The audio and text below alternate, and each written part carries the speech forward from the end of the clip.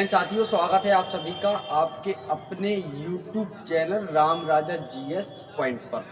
जैसा कि मैं आपको बता दूं, पहले से रोज़ मैं बताता हूं इस चीज़ के लिए कि हमारे द्वारा मध्य प्रदेश सामान्य ज्ञान का लगातार टॉपिक वाइज अध्ययन जो वीडियो हैं वो अपलोड किए जा रहे हैं। अगर आपने पिछली वीडियो नहीं देखी तो आप हमारे इस चैनल पर जाकर और अच्छे से देख सकते हैं, आपको सब कुछ मिल जाएगा कम्प्लीटली। यहाँ पर इंडियन ज्योग्राफी भी है और इंडियन हिस्ट्री भी है और मध्य प्रदेश का सामान्य ज्ञान का क्रमवार अध्ययन भी करा रहे हैं। इसके बाद लगातार सब कुछ सामान्य विज्ञान का कंटेंट भी हम डाल रहे हैं, तो लगभग सब कुछ मिलने वाला है आपको, फुल फिल सब मिलने वाला है। अगर आप MP पुलिस की तैयारी कर रहे हैं, MP पुलिस जेल पर इन सब की तैयारी कर रहे हैं, तो आपको सब कुछ यहाँ मिलेगा। सब कुछ मिलेगा जो कहीं नहीं मिल सकता, वो आपको यहाँ मिलेगा।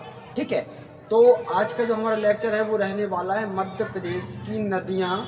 और इसके पहले मध्य प्रदेश की नदियों का फर्स्ट लेक्चर हम अपलोड कर चुके हैं। इसके बाद ये आज का जो हमारा लेक्चर है वो सेकंड वाला लेक्चर है। कौन सा?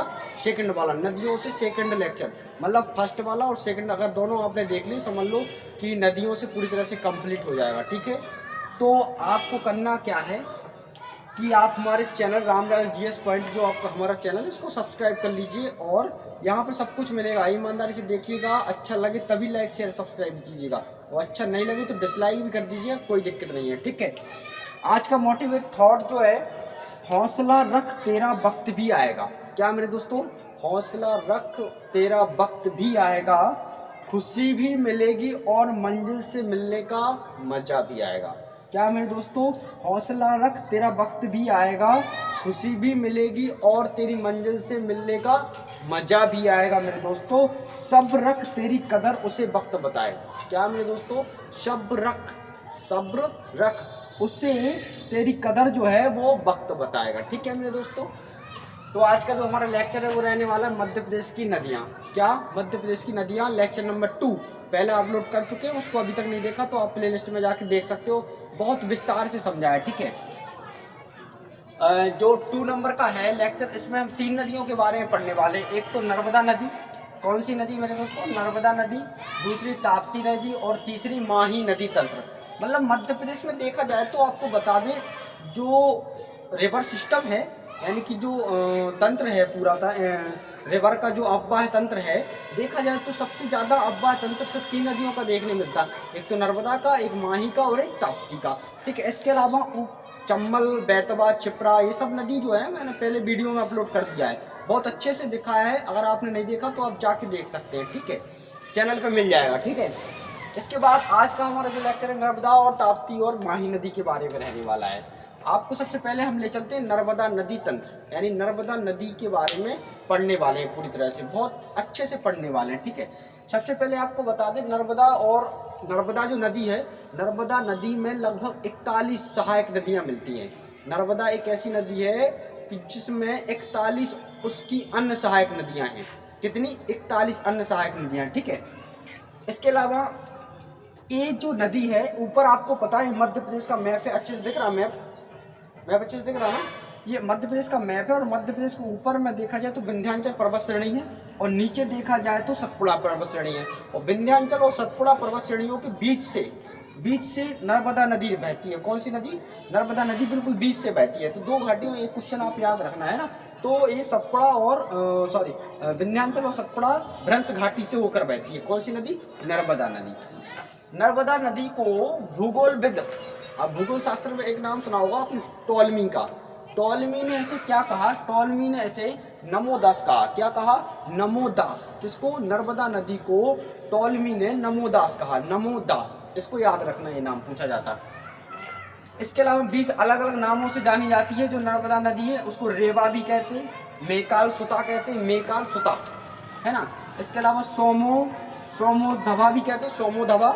इसके बाद सप्तगंगा भी कहते, इसके अलावा अमरकंठी भी कहते और इसको शंकर देव की पुत्री कहते। क्या मेरे दोस्तों?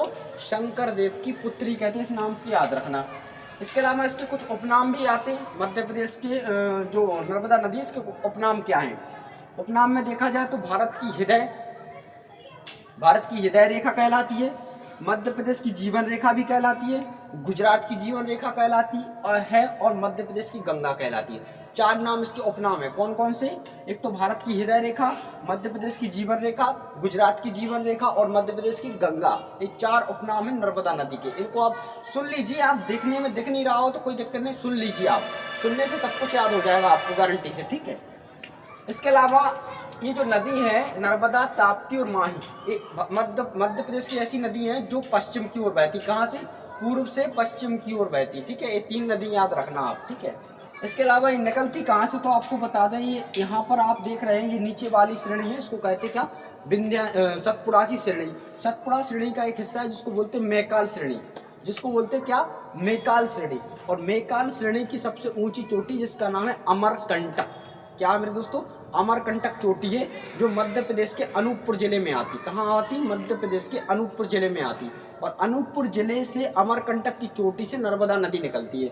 और नर्मदा नदी निकलती है तो इस तरफ यहाँ से निकलती है, पर्टिकुलर स्थान जो देख रहे हैं आप, यहाँ से नर्मदा नदी निकलती है। अमरकंटक की चोटी यहीं पर है। और किस कुंड से निकलती? तो नर्मदा कुंड से निकलती है। उस कुंड का जो नाम है नर्मदा कुंड है।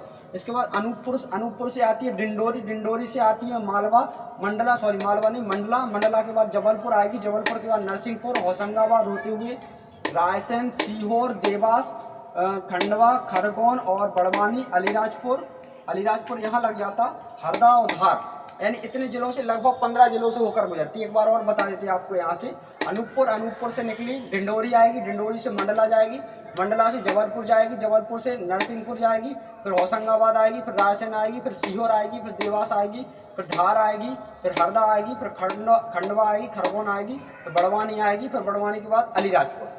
इतने जिलों से बहती। अलीराजपुर के बाद ये चली जाती कहाँ? गुजरात में।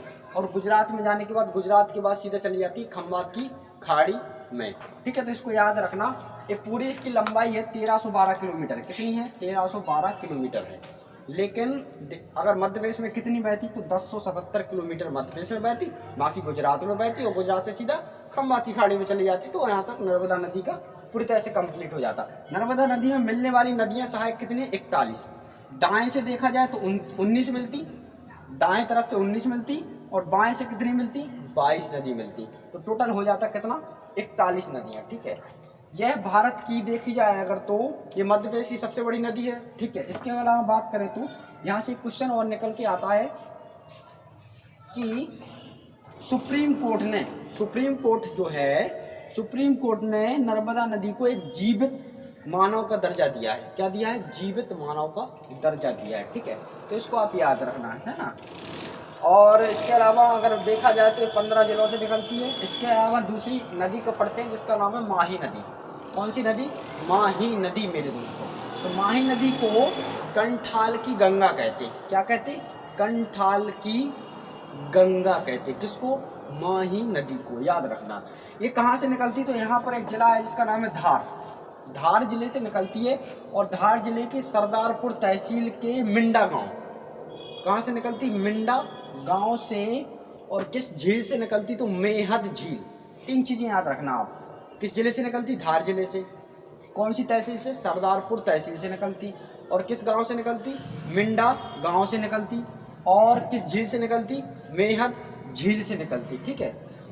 और यहाँ से निकलते हुए ये धार से झाबुआ, झाबुआ के बाद रतलाम, और रतलाम से सीधा राजस्थान में प्रवेश करने के बाद, राजस्थान के बाद गुजरात में होते हुए सीधा कहाँ चली जाती है? खंभात की खाड़ी में। अब एक क्वेश्चन बहुत आता है यहाँ पर कि यहाँ पर कर्क रेखा जो है, कर्क रेखा को 2 बार काटने वाली नदी कौन सी है? तो मेरे दोस्तों उसका नाम है माही नदी। वो कैसा है? ऐसा कर्क रेखा है और यहाँ धार से निकलती है ना, धार से। तो ऐसी निकली तो 1 बार काटा, फिर उसके बाद फिर नीचे आई तो 2 बार काटा। तो 2 बार काटती है किसको? कर्क रेखा को, है ना। तो याद रखना कर्क रेखा को 2 बार काटने वाली नदी कौन सी है? माही नदी। इसको याद रखना, ठीक है। इसकी लंबाई कितनी है? तो 583 किलोमीटर। किसकी लंबाई? माही नदी की। इसके बाद पढ़ते हैं हम ताप्ती नदी। ताप्ती नदी कहाँ से निकलती? तो मेरे दोस्तों ताप्ती नदी जो है वो इस जगह पर एक जिला है जिसका नाम है बैतूल के मुल्ताई नामक तहसील से निकलती। कहाँ से निकलती? मुल्ताई नामक तहसील से निकलती है। कौन सी नदी? ताप्ती नदी निकलती, ठीक है। तो आप इसको याद रखना। ताप्ती जो नदी है